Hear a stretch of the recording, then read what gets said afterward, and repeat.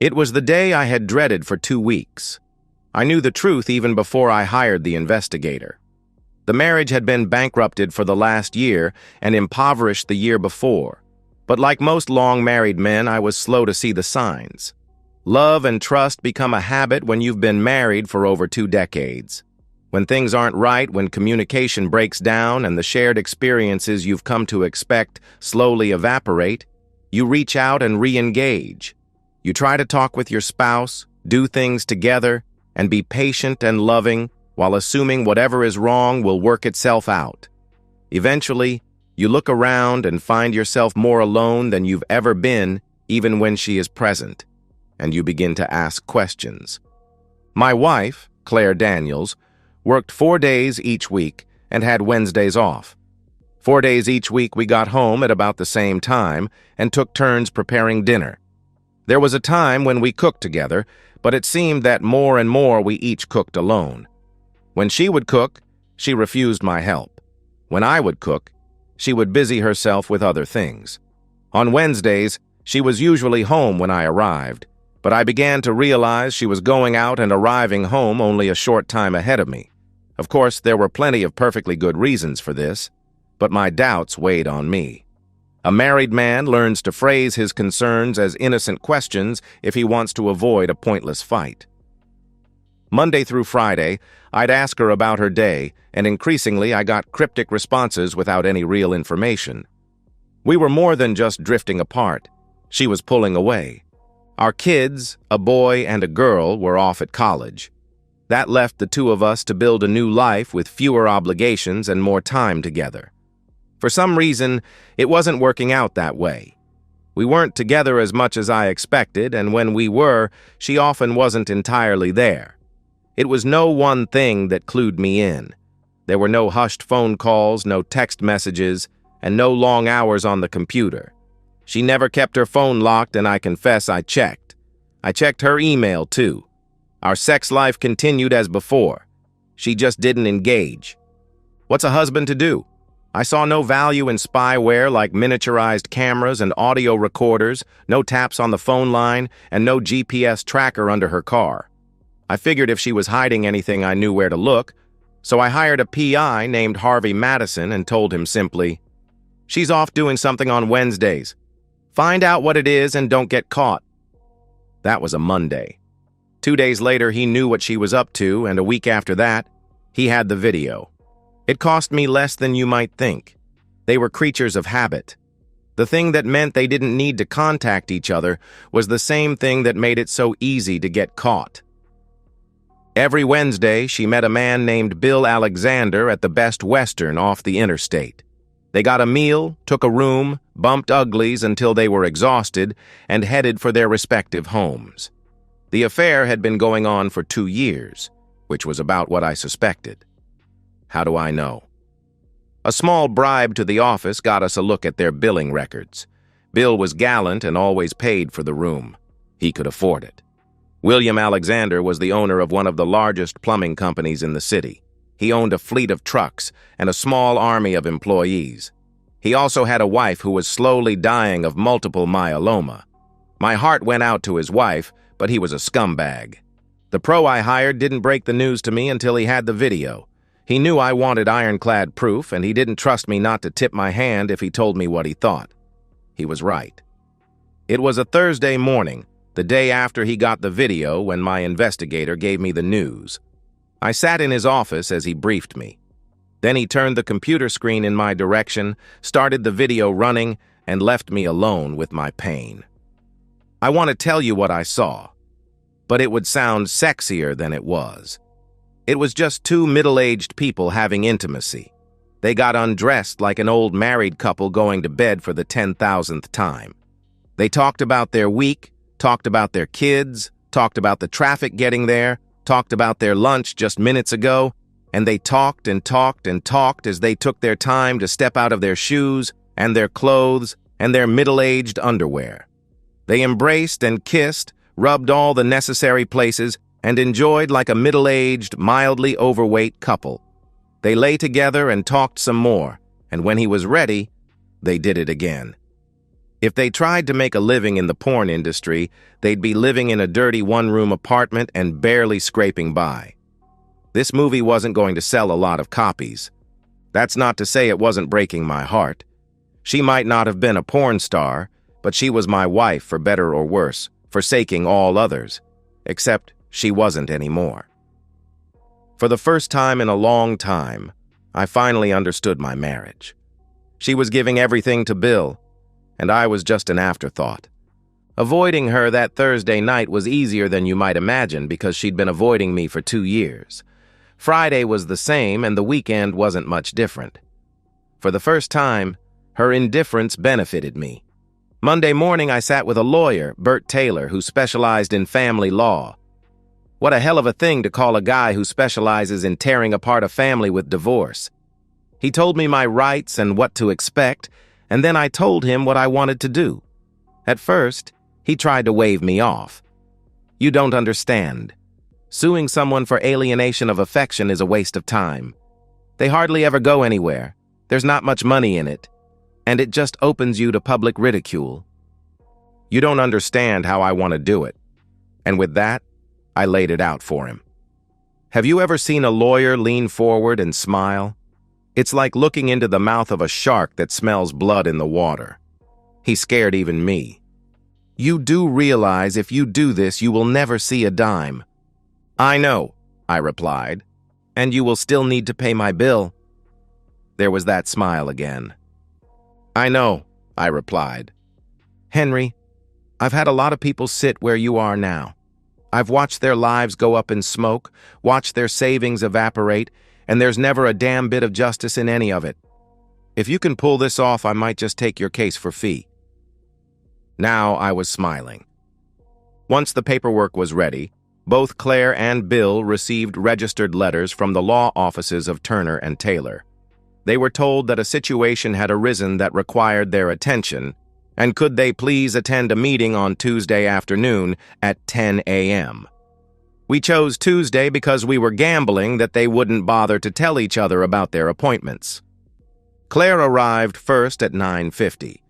Bill walked through the door 5 minutes later.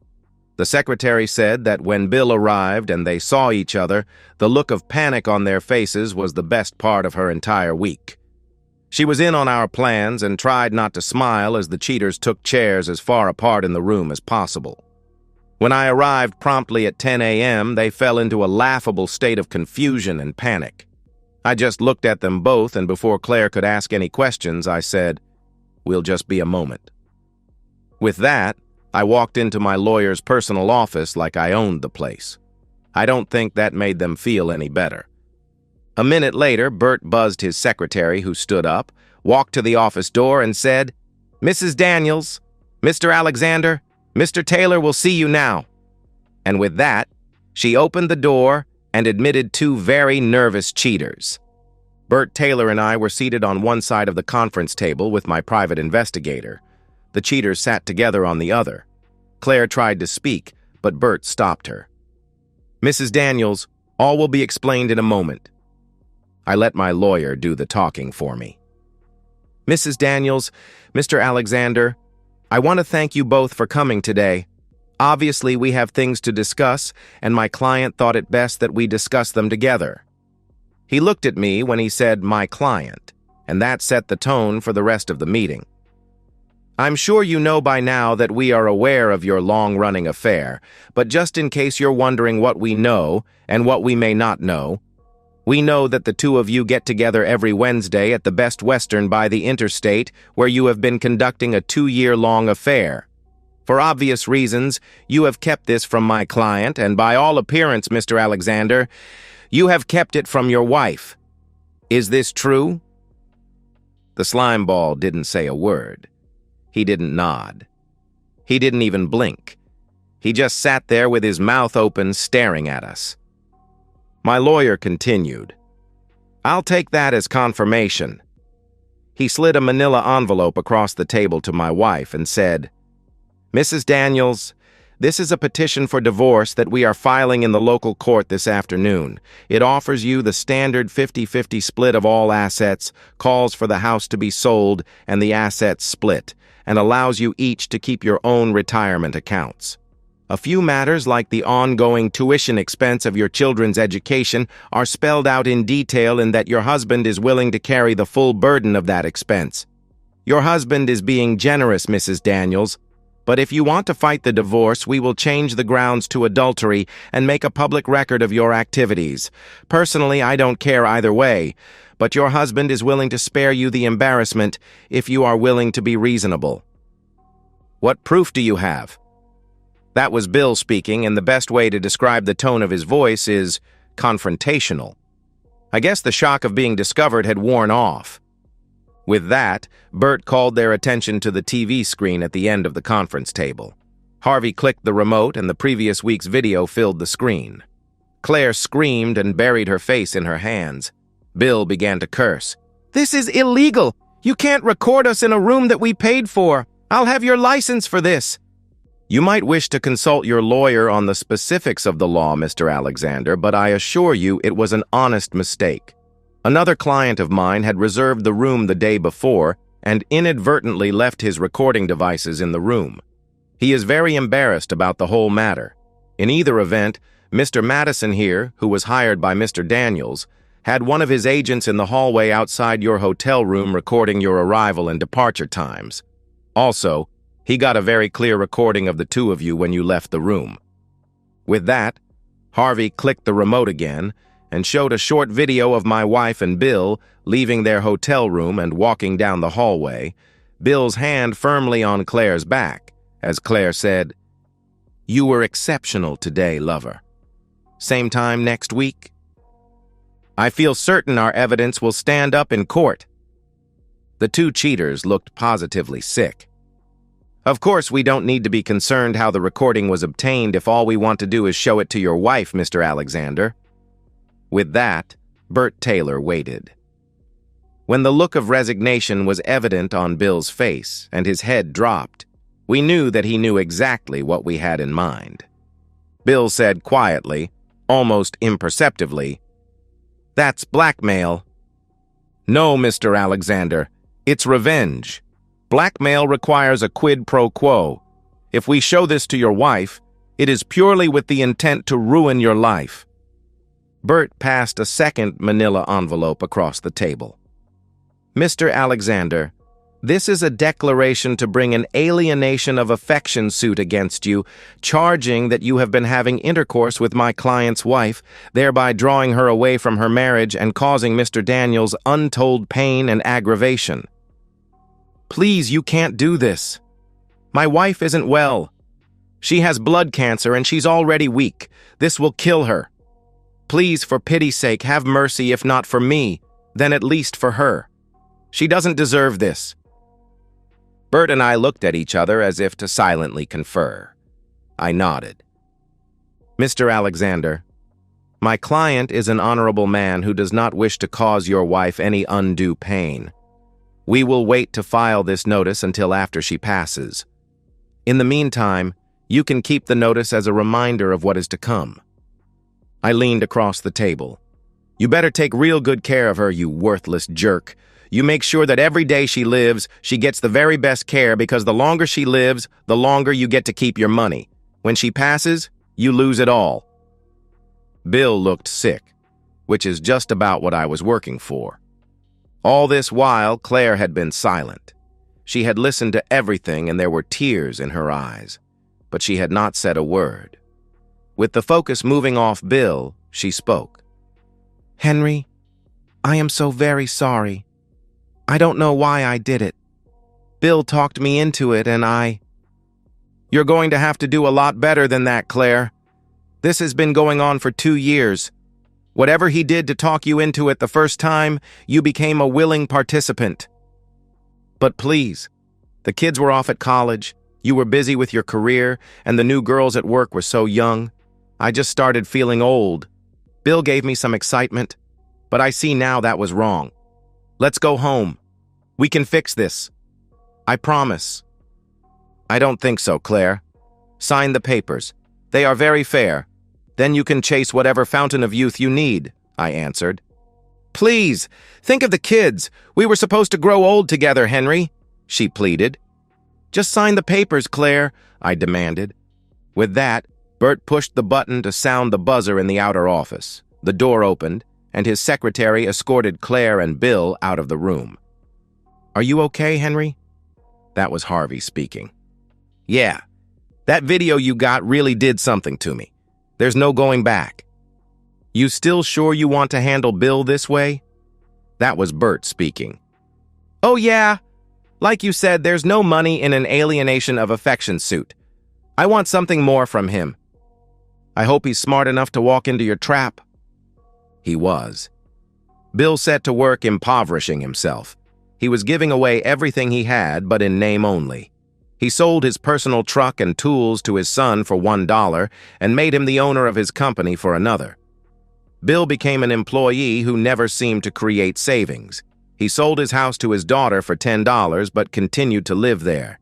He wrote 2 fat checks to his kids and cleaned out his savings. He transferred his 401k to them in much the same way. Of course, it was just a ruse. They would own everything on paper, and he would use his paycheck to buy groceries and pay the taxes while they could shunt him whatever additional money he needed. He positioned himself to be judgment-proof if my suit ever came down. 2 years later, his wife died. A week after that, he was served. It was déjà vu all over again. Bill was admitted to Bert's office, and he was met by the same 3 of us. However, this time he was smirking. He figured he'd put one over on us. Mr. Alexander, we meet again. As we promised 2 years ago, we have held back on our suit for alienation of affection. Mr. Daniels has divorced his wife because of her infidelity with you, and now the stakes are higher. He has lost both her affection and his marriage, and it's time to pay the piper. He just sat there smirking and said, "Good luck." Harvey started the same video we had shown 2 years ago. We covered all this before, Mr. Alexander. For 2 years, you carried on a weekly affair with Mr. Daniels' wife, Claire, meeting her at the Best Western by the interstate every Wednesday. Your actions and your craven disregard for my client's marriage tore apart his family. His children now have 2 parents that live apart. His grandchildren will never know an intact family. The law only allows him to take money in compensation for his pain, so we have set the amount at $300,000. You can pay us now, or we can go into court with a larger amount and drag all of this out into public view. Go ahead, take your best shot. I've got nothing for you to take, he replied. I wouldn't call it nothing, Mr. Alexander. You have a home and a successful company. We can easily extract the desired amount from those assets alone. Then there is always your retirement account if we need to go that route. I don't have any of those things. I sold my company to my son, sold my house to my daughter, and gave them both my retirement accounts. I'm living hand to mouth, he replied. We could always garner your wages. You are still working and doing the same job running your company. I'm running it, but it's not mine. My pinhead son owns it now. If he ran it, he'd just drive it into the ground. He was smirking more now than before. You're paying rent on your old house? We asked. No, my soft-hearted daughter actually gives me money, but you can't touch that. It's off the books. The kid does whatever I tell her. You seem to have enough money for your other affairs.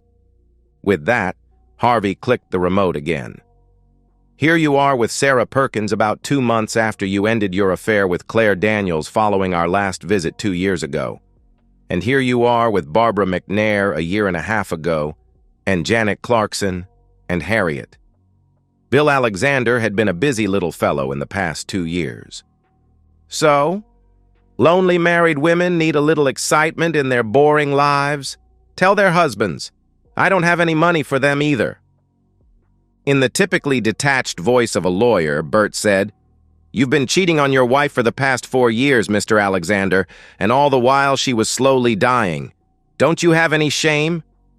Bill laughed at this remark. You underestimate me, Mr. Taylor. The world is full of unhappy wives like his. He nodded at me when he said that. I've had more than that, and it's been longer than just 4 years. I've got what women want. My wife was in no position to check up on me, so I was free to do as I please. Bill was sitting back in his seat, feeling pretty good about himself. It was his last proud moment.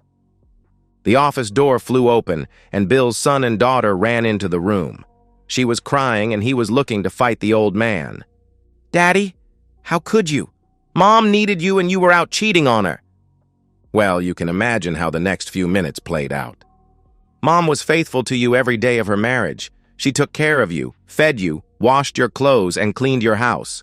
Then when her need was greatest, you were off sleeping with other women, other married women no less. You think I can't run the company without you?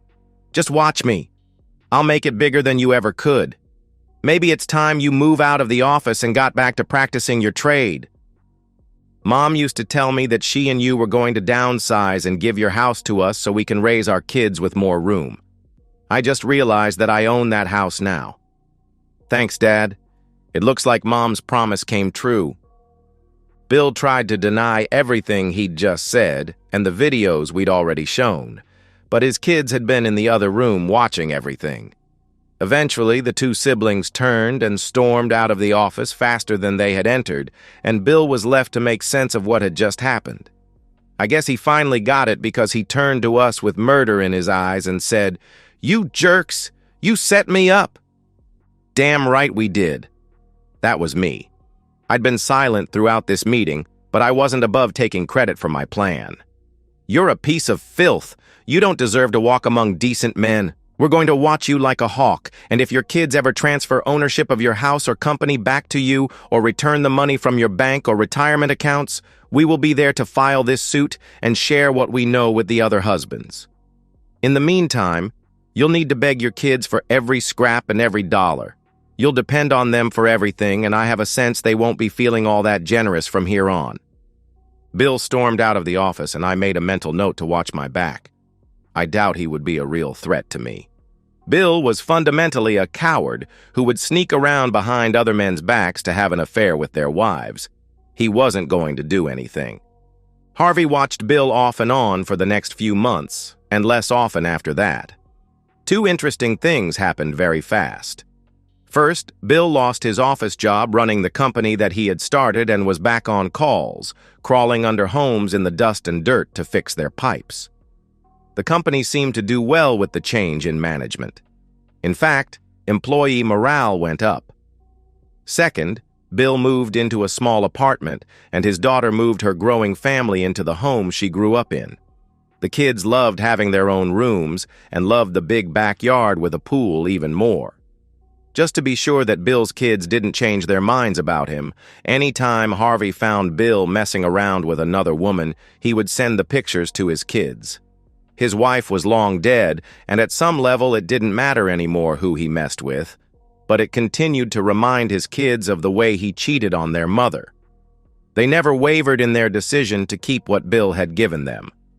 Bill spent his later years working for his son, doing the exhausting and sometimes unpleasant work that he learned at the beginning of his career, and waiting for his Social Security checks to start. I never got a dime from Bill, and contrary to Bert's promise, I did wind up paying his bill. However, everything evens out. Bert introduced me to his sister-in-law, Jean, who had recently divorced her cheating husband. In that case, Bert did handle pro bono. She is just a few years younger than me, and after a few months of dating and getting to know each other, she turned out to be the kind of woman who genuinely enjoys being with her man.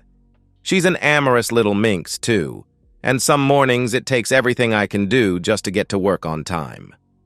The divorce didn't go through as quietly or as smoothly as the above might suggest. Claire fought it. There was court-ordered counseling and mediation. But in the end, I was free. That's the other thing about being married for a long time.